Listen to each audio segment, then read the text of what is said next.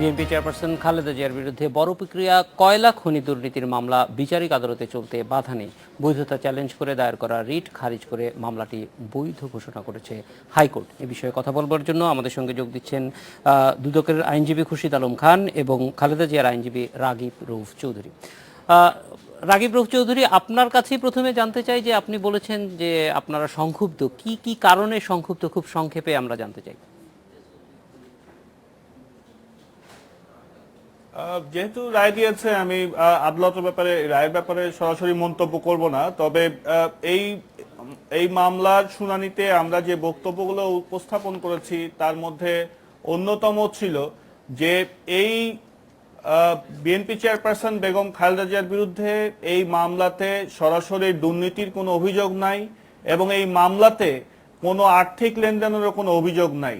মূল যেই কথাটা এখানে বলা হচ্ছে রাষ্ট্রীয় ক্ষতি, রাষ্ট্রীয় ক্ষতির ব্যাপারে এইটা একটি হাইপোথেটিক্যাল ব্যাপার। কারণ এই ক্ষেত্রে যেই ইস্যুটা আমাদের সামনে আসে সেটা হচ্ছে যে প্রথম দরদাতা এবং তৃতীয় দরদাতার মধ্যে যেই দরপত্র মূল্যের যেই তফাৎ 158 কোটি টাকা, এই টাকাটাই রাষ্ট্রীয় ক্ষতি দেখানো হচ্ছে এবং বলা হচ্ছে এই কারণে তাদেরকে এই ফৌজদারি মামলায় সম্পৃক্ত করা হয়েছে।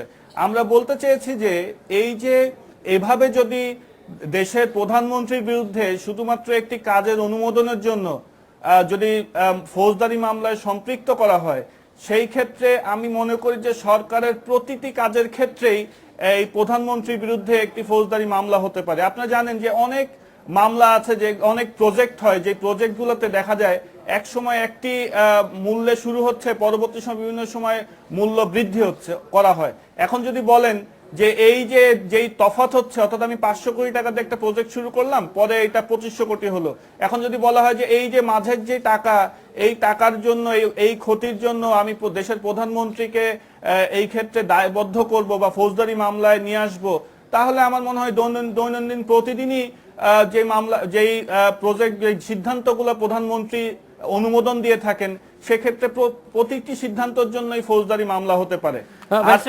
এই ক্ষেত্রে আপনারা পরবর্তী আইনি পদক্ষেপ কি নেবেন মনে করছেন?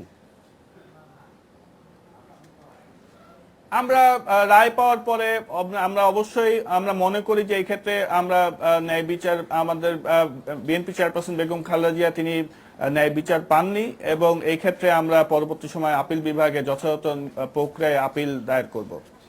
রাগিব রউফ চৌধুরী, আপনাকে ধন্যবাদ। আমরা একটু খুরশিদ আলম খানের কাছে জানতে চাইবো যে কি কি কারণে আপনাদের মনে হয়েছে যে এখানে আসলে একটা প্রাইমা ফেসি কেস আছে, সেই জিনিসটা আপনাদের কাছে মনে হচ্ছে। জি, আপনাকে ধন্যবাদ।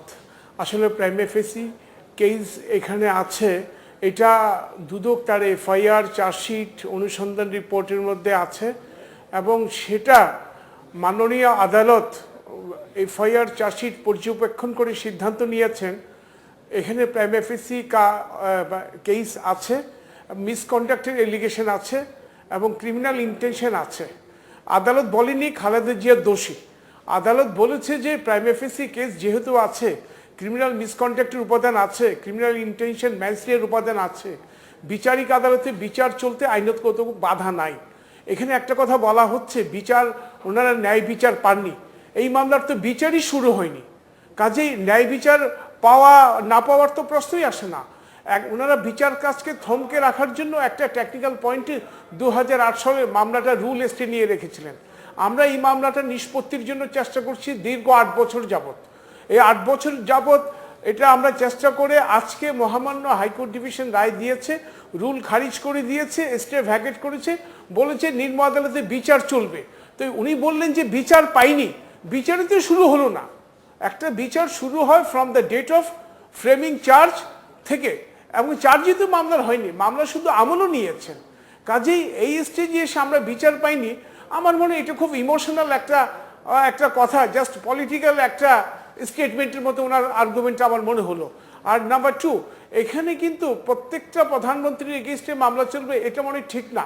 এই মামলাতে পর্যাপ্ত যথেষ্ট সাক্ষ্য প্রমাণের ভিত্তিতে, ডকুমেন্টের ভিত্তিতে মামলাটা দায়ের করা হয়েছিল।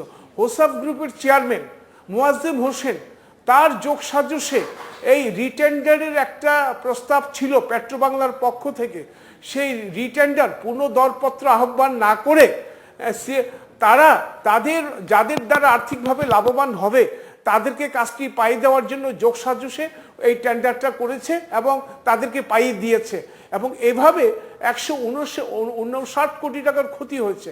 এখানে ক্ষতিটা বড় কথা না, এখানে সবচেয়ে বড় কথা হলো being a public servant, prime minister, state minister, ministers, bureaucrats, they are responsible তাদের কাজের জন্য, বিং এ পাবলিক সার্ভেন্ট।